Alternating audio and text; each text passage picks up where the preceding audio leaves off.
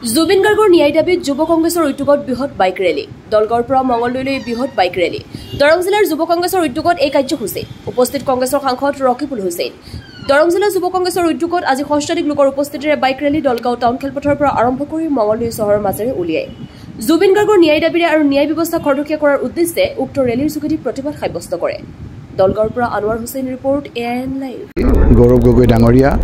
আৰু Jitendra Singh All India Congress কমিটিৰ সাধাৰণ সম্পাদক ডাঙৰীয়াই আমাৰ বিভিন্ন কংগ্ৰেছ কৰ্মীসকলক নিৰ্দেশ দিছে যে জুবিন গাৰ্গৰ হত্যাৰ ন্যায় বিচাৰি গণতান্ত্ৰিকভাৱে আমি আজি চৰকাৰক ক'ব লাগে আৰু সেই কাৰণে যুৱ কংগ্ৰেছৰ লোকসকলক গৌৰৱ গগৈ ডাঙৰীয়াই কৈছে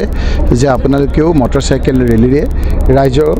মনৰ কথাখিনি চৰকাৰক বুজাবলৈ যত্ন কৰক আৰু আজি মই ভাল পাইছোঁ যে মঙলদৈত আমাৰ যুৱকসকল একত্ৰিত হৈছে আমাৰ সিনিয়ৰ লীগসকলো ইয়াত একত্ৰিত হৈছে আমাৰ সভানেত্ৰী আহিছে আমাৰ এক্স MLA ডাঙৰীয়া আহিছে আৰু আপোনালোকে চাওক আজি বহুতো কংগ্ৰেছৰ মুখ নহয় বহুত সমাজৰ বিভিন্ন সমাজ সেৱা কামত লিপ্ত থকা লোকসকলো ইয়াৰ লগত জড়িত হৈছে সাংবাদিক বন্ধুসকলো এই মটৰচাইকেল ৰেলীত আজি আমাৰ জড়িত হৈছে আৰু আমি কৈছোঁ যে এই সকলোৱে যেটো জুবিন গাৰ্গ ডাঙৰীয়া বিচাৰিছিল যে সমাজৰ সকলো শ্ৰেণীৰ মানুহ এক হৈ থাকক আমি এই এক গোটেই মানুহখিনি এক হৈ থাকি জুবিন গাৰ্গৰ হত্যাৰ ন্যায় বিচাৰি আমি যেটো হাবাথুৰি খাবলগীয়া হৈছে আমি তাৰে এটা অংগ হিচাপে আজি এই শোভাযাত্ৰা আমি আৰম্ভ কৰিছোঁ ন্যায় যাত্ৰা কৰিছে চৰকাৰৰ যেটো দলে এতিয়া চৰকাৰ কৰিছে সেই চৰকাৰো মুখ্যমন্ত্ৰীৰ ওপৰত আজি অবিশ্বাস অনাস্থা প্ৰস্তাৱ আনিছে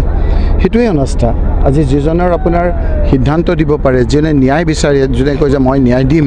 সেই মইজনকে আজি আপোনাৰ তেওঁলোকে সন্দেহ কৰিছে গতিকে আমি এইবিলাক কথা আজি ৰাজনীতিৰ কথা ক'ব খোজা নাই তেখেতেই বোধহয় যদি শাসক দলেই তেখেতক এতিয়া বোধহয় চকী লৰি আছে তেওঁৰ আৰু সেইকাৰণে অসংলগ্ন কথা বতৰাবিলাক কৈছে আৰু তেওঁৰ কথা বতৰাবিলাকে আজি বিভিন্ন ধৰণৰ লোকক আজি চিন্তিত কৰি পেলাইছে মুখ্যমন্ত্ৰী ডাঙৰীয়াই আজি এটা কথা কালিৰ মিল নাই আজি জুবিন গাৰ্গ ডাঙৰীয়াৰ সমাধিস্থলত গৈ পেলাই যিসকল অনুৰাগী আছে সেই লোকসকলে গৈ অলপ কান্দিছে তেওঁলোকৰ যেটো মনৰ কথাখিনি তাত ব্যক্ত কৰিবলৈ গৈছে তাতো মুখ্যমন্ত্ৰী ডাঙৰীয়াই যাতে সমাগমটো কম হৈ যায় তাত যাতে যাব নোৱাৰে আজি তীৰ্থস্থানলৈ পৰিণত হৈছে সেই তীৰ্থস্থানলৈ পৰিণত হোৱা আৱেগটোক যদি মুখ্যমন্ত্ৰীজনে আমাৰ স্বীকৃতি নিদিয়ে তেওঁ যদি আকৌ সেইখিনি হেঁচা মাৰি নাইকিয়া কৰিব খোজে তেতিয়াহে এই কথাবিলাকত সন্দেহ আহে তেতিয়াহে আকৌ যে গভীৰ ষড়যন্ত্ৰ এটা আছে কি ষড়যন্ত্ৰ আছে সেই কথাখিনি ৰাইজৰ এতিয়া ক'ব খোজে বহুতে নকয় গতিকে মুখ্যমন্ত্ৰী ডাঙৰীয়াৰ এই কথা বতৰাবিলাক অসংলগ্ন কথা বতৰাই সকলোকে চিন্তিত কৰিছে ৰাইজে আৰু মইতো এটা প্ৰথমৰ পৰাই কৈছোঁ যে এই মুখ্যমন্ত্ৰী থকালৈকে জুবিন গাৰ্গৰ হত্যাৰ ন্যায় পাব নোৱাৰে গতিকে যাৰ দল উপদল সেইবিলাক কথা মই কোৱা নাই যি দলেই নাথাকক কিয় এই মুখ্যমন্ত্ৰী থকালৈকে ন্যায় নাপায় তেওঁৰ কথা বতৰাই তাক প্ৰমাণ কৰিছে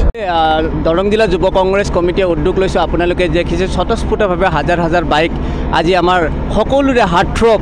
প্ৰাণৰ শিল্পী আমাৰ হিয়াৰ আমঠু জুবিন গাৰ্গ ডাঙৰীয়াৰ জাষ্টিছ বিচাৰি পেলাই আজি আমি এই হিমন্ত বিশ্ব চৰকাৰখনে আমাক ৰাজপথত নমাই দিছে আজি আমাৰ এটা সম্পদ হেৰুৱাই পেলালোঁ আজি প্ৰায় আমাৰ এমাহ উকলি গ'ল আজিলৈকে আমাৰ এই সম্পদ যে হেৰুৱাই পেলালোঁ আজিলৈকে ইমান মহান ব্যক্তি এজনক জাষ্টিছ দিব নোৱাৰিলে যদি ইমান ডাঙৰ ব্যক্তি এজনক যদি জাষ্টিছ দিবৰ কাৰণে মাহ পাৰ হৈ যায় আমাৰ নিচিনা সাধাৰণ ভোটাৰ আমাৰ নিচিনা সাধাৰণ নাগৰিকৰ যদি এনেকুৱা ইনচিডেণ্ট হয় জাষ্টিছ আমি পাম বুলি কেতিয়াও এইখন ৰাজ্যত আমি কেতিয়াও আশা কৰিব নোৱাৰোঁ এইকাৰণে যুৱ প্ৰজন্ম আজি ৰাজপথত গণতান্ত্ৰিকভাৱে আন্দোলন কৰিবৰ কাৰণে ন্যায়ৰ বাবে আন্দোলন কৰিবৰ কাৰণে দেখিছে আপোনালোকে হাজাৰ হাজাৰ ল'ৰা যুৱ সতীৰ্থসকল স্বতঃস্ফূৰ্তভাৱে ওলাই আহিছে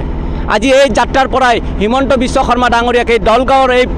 এই ভূমিৰ পৰাই তেখেতসকলক আমি প্ৰত্যাহ্বান জনাইছোঁ হিমন্ত বিশ্ব শৰ্মা ডাঙৰীয়া অতি সোনকালে যদি আপুনি তেখেতৰ জাষ্টিছ দিব নোৱাৰে আপুনি আজি যিটো আন্দোলন দেখিছে আজি যিটো যাত্ৰা দেখিছে ইয়াতকৈ আৰু ব্যতিক্ৰমী যাত্ৰা বহুত সন্মুখীন হ'বৰ কাৰণে আপুনি ৰেডি থাকিব এতিয়া আপুনি চাওক ইয়াতে কংগ্ৰেছ বিজেপিকৰণ নকৰিব আমি কংগ্ৰেছ আজি আপোনালোকে দেখিছে আমি জাষ্ট উদ্যোগহে লৈছোঁ আমি আহ্বান জনাইছোঁ যুৱ কংগ্ৰেছ আমি কোনো ধৰণৰ ইয়াতে ফ্লেগ ইউজ কৰা নাই আমি কোনো ৰাজনীতিকৰণ কৰা নাই আমি যুৱ সতীৰ্থসকলক আহ্বান জনাইছোঁ কোনোবা এজন ব্যক্তিয়ে উদ্যোগ ল'ব লাগিব সেইকাৰণে আমি দৰং জিলা যুৱ কংগ্ৰেছে উদ্যোগহে লৈছোঁ আজি যিসকল যুৱ কংগ্ৰেছৰ বা যুৱ সতীৰ্থসকল ওলাই আহিছে স্বতঃস্ফূৰ্তভাৱে ওলাই আহিছে যুৱ সমাজে যাৰ পৰা ন্যায় আশা কৰি আছে কিন্তু বিজেপি চৰকাৰৰ বৰ্তমান ন্যায় প্ৰদান কোনে কৰিব এইটো হাস্যকৰ কথা ইতিহাসত নথকা ইতিহাসত এইবিলাক মানে নজিৰবিহীন ঘটনাত এইখন চৰকাৰৰ দিনতে আমি দেখিবলৈ পাই আছোঁ আজি যিখন চৰকাৰে ন্যায় দিব সেইখন চৰকাৰে আজি প্ৰতিবাদ কৰিবৰ কাৰণে ৰাজপথত আন্দোলন কৰিবৰ কাৰণে নামি পৰিছে আন্দোলনত কি কৈছে হিমন্ত বিশ্ব শৰ্মাক ফাঁচি দিয়ক চিন্তা কৰক বিজেপি ৰেলীত কৈছে হিমন্ত বিশ্ব শৰ্মাক ফাঁচি দিয়ক আজি তেখেতসকলেও আজি শংকাত ভুগিছে আজি আপোনালোকক মই মিডিয়াৰ সকলো সতীৰ্থক মই অনুৰোধ জনাম কেতিয়াও এই বস্তুটো আপোনালোকে ৰাজনীতিকৰণ নকৰিব আমি স্বতঃস্ফূৰ্তভাৱে ওলাই আহিছোঁ যেতিয়ালৈকে তেখেতক জাষ্টিছ দিয়া নহয় ন্যায় দিয়া নহয় আজি আমি যুৱ কংগ্ৰেছেই নহয় সকলো দৰংবাসীয়ে দলগাঁও সমষ্টিবাসীৰ লগতে দৰংবাসী সংকল্পবদ্ধ যেতিয়ালৈকে তেখেতক জাষ্টিছ দিয়া নহয় আমি এনেকৈ আন্দোলন কৰি থাকিম এনেকৈ প্ৰতিবাদ কৰি থাকিম যিকোনো খবৰ আৰু বিজ্ঞাপনৰ বাবে যোগাযোগ কৰক 7896121996